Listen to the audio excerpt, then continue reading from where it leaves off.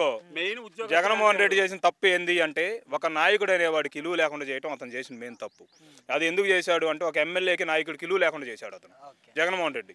దానివల్లే మైనస్ అయింది. ఇప్పుడు ఒకటి గుర్తుపెట్టు, నువ్వు వచ్చావు నన్ను క్వశ్చన్ అడిగావు, నేను సమాధానం చెప్తున్నా. అదే నీకు చెప్పబోతే నువ్వు నన్ను అడుగుతావా? అట్నే నీకు ఒక పథకం వస్తుంటే నువ్వు నన్ను అడిగి నువ్వు పథకం తీసుకున్నట్టయితే ఎలక్షన్ రోజు మేము పోయి నువ్వు ఆ రోజు వస్తే నీకు ఇక నేను ఈ పని చేసి పెట్టే అని అడిగి నీ కాడ ఒకటి కాకపోతే ఇప్పుడు నీ ఇంట్లో రెండు ఉంటే ఒకటైనా వేయించుకునే దమ్ము ఉంటుంది. నువ్వు నన్ను అడగకుండా డైరెక్ట్గా నీ అకౌంట్కి వచ్చి డబ్బులు పడుతుంటే పూకు మాతో ఏం అవసరం? నీకు నువ్వు అర్థం చేసుకో నేను చెప్పింది. నీకు సంవత్సరాలు ₹1,00,000 వస్తున్నాయి, అది నా ద్వారా తీసుకుంటే నీ ఇంటికి వచ్చి నేను కూర్చొని నీ నోట అడగడే దమ్ము ఉంది నాకు, మాట్లాడే దమ్ము. ఏందయ్యా నువ్వు చేసింది వాళ్ళకే వచ్చినాయి నాకు వచ్చినాయి అంటున్నావు. నువ్వు అర్థం చేసుకో.